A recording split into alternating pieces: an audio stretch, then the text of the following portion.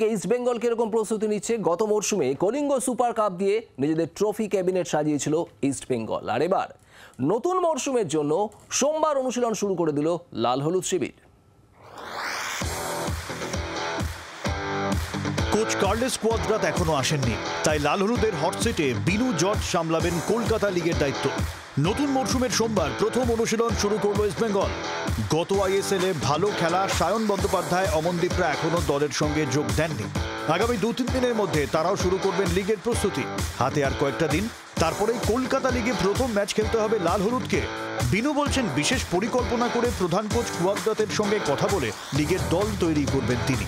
লিগে তরুণ ফুটবলারদের উপর ভর করে আক্রমণাত্মক খেলাকেই পাখির চোখ করেছে ইস্ট বেঙ্গল।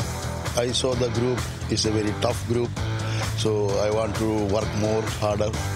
Last year, हम लोग ऐसा छोटा इसमें मिस हो गया हमारा चैंपियनशिप। ये सर हमारा तो ड्रीम है, हम तो ये कलकत्ता लीग चैंपियन होने, तो इसलिए हम लोग वो हिसाब से हम लोग वर्क करना है। Short period, but I know हमको क्या क्या कैसा ट्रेनिंग देना है वो टीम फिट करने के लिए।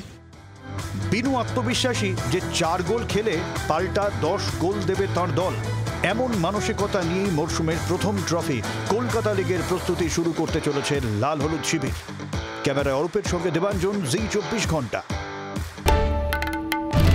বাংলার আওয়াজ, বাঙালির আবেগ, জি 24 ঘন্টা।